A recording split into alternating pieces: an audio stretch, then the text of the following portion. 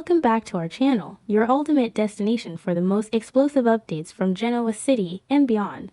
Today is an absolutely phenomenal day to dive deep into the heart-stopping drama unfolding on our screens. Grab your favorite beverage, take a deep breath, and brace yourselves because the latest twists are mind-blowing. Let us unpack this terrifying chaos together. The desolate, sun-scorched outskirts of Las Vegas serve as the perfect, terrifying backdrop for a nightmare that has been decades in the making. The Young and the Restless has delivered countless heart-stopping moments over its legendary run, but the sheer, unadulterated terror currently unfolding at this abandoned Nevada gas station is on an entirely different, almost suffocating level. The dust, the grime, the isolation, and the oppressive heat of the desert perfectly mirror the psychological suffocation that Matt Clark has meticulously engineered for his ultimate, devastating revenge against the Newman family. This is not merely a physical trap, it is a masterclass in sadistic manipulation, a culmination of years of bitter hatred and toxic obsession. Nick Newman, the golden boy of the Newman Empire, a man who has survived corporate wars, family betrayals, and countless tragedies, has been reduced to a fragile pawn in a deadly game of chemical roulette. The physical toll of his recent addiction has been agonizing to witness. We have watched him spiral, hiding his pain, masking his dependency, and desperately trying to hold on to his sanity. But absolutely nothing could prepare us for the catastrophic turn of events orchestrated by a monster from the darkest corners of his past. Matt Clark, a man whose very name sends visceral shivers down the spines of longtime viewers, has returned with a vengeance that is as calculated as it is lethal. He knows exactly how to dismantle his enemies, and he has chosen to do it from the inside out, targeting Nick's most vulnerable weakness. The tainted fentanyl. Those three words alone are enough to make your blood run absolutely cold. When Nick Newman frantically searched for a way to steady his trembling hands and racing heart during the frantic drive to the gas station, he unwittingly played right into Matt Clark's diabolical hands. The drugs he stole, the very substance he believed would give him the temporary clarity and physical strength needed to save his family, were poison. This was not an accident. This was not a tragic overdose born of mere addiction. This was a lethal dose, a ticking time bomb deliberately planted with the express, murderous purpose of stopping Nick Newman's heart. And this is the moment I almost screamed at the screen. The sheer, devastating tragedy of Adam Newman's involvement is almost too much to bear. Adam, desperately trying to keep his brother focused, desperately trying to keep the car on the road, actually encouraged Nick to take the pill. Adam believed he was making a cold, tactical decision in the heat of a crisis. He needed Nick sharp. He needed Nick functional to face whatever horrors Matt had waiting for them. But the moment those words left Adam's mouth, the moment he gave Nick the green light to consume the drugs, he unknowingly signed his own brother's death warrant. The crushing, suffocating guilt that will inevitably haunt Adam Newman for the rest of his life is almost too massive to comprehend. He handed his brother a loaded weapon, disguised as relief. The scene inside the abandoned gas station is a portrait of pure, unadulterated horror. Sharon Newman and Noah Newman, already deeply traumatized, exhausted, and chained like animals in this dusty, forgotten tomb, are forced to witness the unthinkable. The heavy, rusted doors burst open, bringing a fleeting, desperate moment of hope as Nick and Adam finally arrive. Sharon's eyes light up, Noah gasps in relief. But that fragile hope is violently, brutally snatched away in the blink of an eye. The rescue mission collapses before it even begins. Nick stumbles. His eyes roll back. His knees buckle. He hits the concrete. A sickening thud echoes. Silence. Absolute silence. Then, the screaming begins. Sharon's screams are not just the cries of a terrified woman. They are the guttural, primal, soul-shattering shrieks of a mother and a former wife watching the man she loves die right in front of her. The dark, twisted history between Sharon, Nick, and Matt Clark makes this moment infinitely more painful. Matt abused Sharon. He tortured her in the past.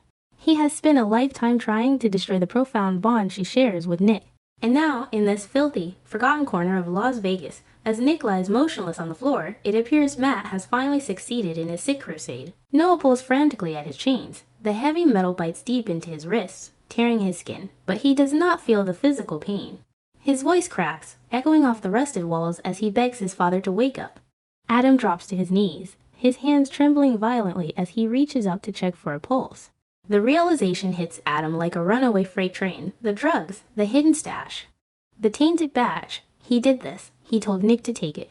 The sheer, unadulterated panic in Adam's eyes is a haunting, devastating image that will stay etched in our memories for a very long time. Nick's heart is failing. The poison fentanyl is ruthlessly attacking his central nervous system. His breathing becomes shallow. It becomes ragged, and then it stops altogether. The life is rapidly draining out of him, his skin turning a terrifying, ashen gray right on the cold, unforgiving concrete. Every second that passes is a step closer to the end of Nick Newman. The chemical attack on his heart is overwhelming, shutting down the vital electrical impulses that keep him alive. Meanwhile, miles away in the safety and comfort of his vehicle, the twisted architect of this waking nightmare is reveling in his absolute triumph. Matt Clark sits in the eerie glow of his smartphone screen, watching the live security feed from the hidden cameras he meticulously planted inside the gas station. A sickening, triumphant smile spreads across his face, stretching from ear to ear. He is witnessing his masterpiece unfold exactly as he designed it. He watches Nick fall. He watches Sharon scream. He watches Adam crumble. He loves every second. This is Matt Clark at his most terrifying, his most unhinged. He is not just a villain. He is a psychological sadist who feeds on the profound despair of the Newman family. He gloats to the empty car, his voice dripping with pure, concentrated malice. He mocks the rich Newman boy who finally got a bad batch, laughing at the tragic irony of a billionaire heir dying on the filthy floor of an abandoned desert outpost. Matt wanted Nick to suffer the ultimate agony. He wanted Sharon to be forced to watch, powerless and chained. He wanted to break them in a way that could never, ever be repaired. And as he watches the screen, he truly believes he has won the ultimate victory. But Matt Clark's arrogant, sickening celebration is about to be violently interrupted. The universe has a funny way of balancing the scales, and in this desolate, unforgiving wasteland, salvation arrives in a massive cloud of dust and the piercing sound of screeching tires. The game is about to change. Sienna Bacall has arrived. The deafening roar of her engine shatters the oppressive desert silence. The car slides to a violent, chaotic halt just outside the rusted exterior of the gas station. Sienna kicks the door open before the vehicle even fully stops. She moves with the lethal, uncompromising precision of a woman who has absolutely nothing left to lose. And this is where the adrenaline truly kicks into overdrive. My heart was pounding out of my chest watching this fierce, unstoppable force of nature take control of the narrative. She draws her weapon. She aims. She breathes. She steps inside. Sienna does not know exactly what specific traps she is walking into, but she knows Matt Clark is a monster, and she knows the people inside are in imminent, lethal danger. She bursts through the heavy doors, her gun drawn, her eyes rapidly scanning the chaotic, terrifying scene.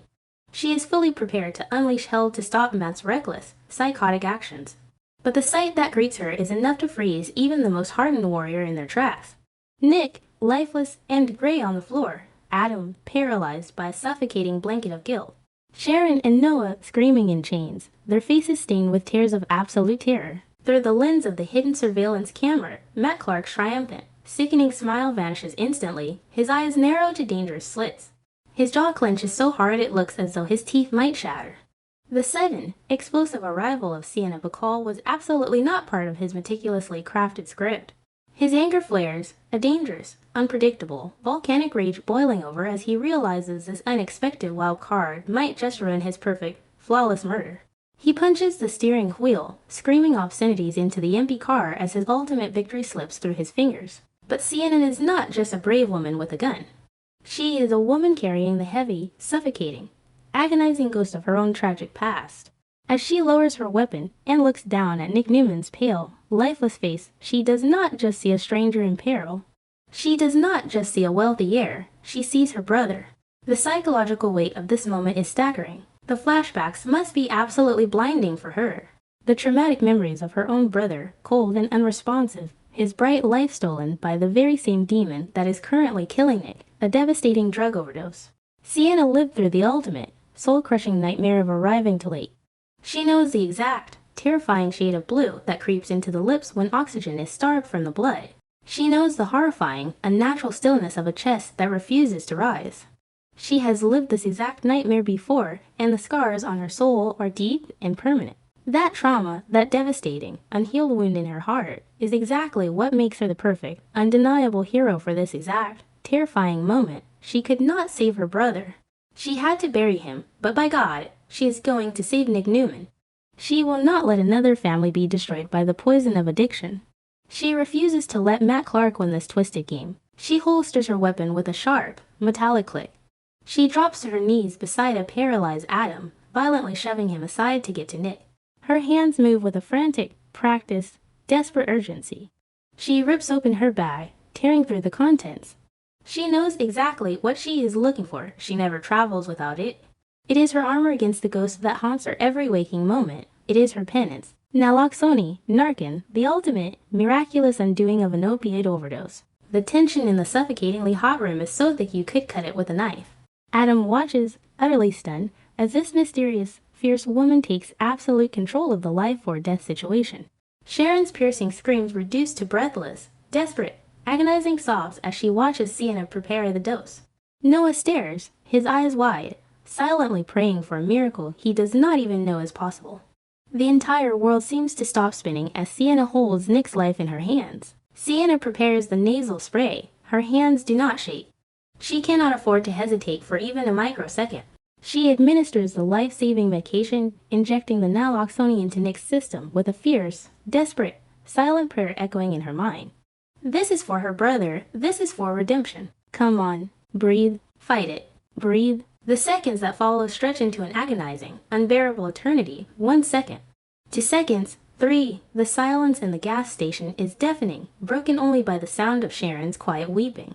Will it work? Was it administered in time? Has Matt Clark's tainted, poisonous fentanyl already done irreversible, catastrophic damage to Nick's heart and brain? We were literally holding our breath, completely captivated by the raw, visceral terror of the scene. And then, the miracle happens. Nick's entire body jolts as if struck by lightning. A massive, ragged, desperate gasp of air tears through his throat, echoing loudly in the cavernous room. His eyes fly open, wide, bloodshot, and utterly terrified, as his respiratory system violently reboots. The Narcan has violently ripped the synthetic opioids from the receptors in his brain. He is alive. He is breathing. He is pulled back from the absolute brink of the abyss. The collective exhale from Adam, Sharon, and Noah is a sound of pure, unadulterated, overwhelming salvation. Adam collapses forward, burying his face in his hands as tears of pure relief stream down his face. Noah slumps against his chains, whispering words of gratitude to a higher power. And Sharon, though still bound, feels a massive, crushing weight lift from her chest. The man she loves is alive. Sienna slumps back onto her heels, her chest heaving, a profound, overwhelming wave of relief washing over her entire being. In saving Nick Newman, she has, in some small, beautiful, poetic way, fought back against the darkness that took her brother. She has rewritten the tragic ending to her own personal story. She has stared the demon of addiction in the face and said, not today. She is the undeniable hero of this terrifying saga. But the nightmare is far from over. Nick is alive. Yes, but his body has been pushed to the absolute, terrifying brink of death. The withdrawal symptoms will be immediate, brutal, and agonizing. The physical toll of the tainted drugs will require immediate, intensive medical intervention.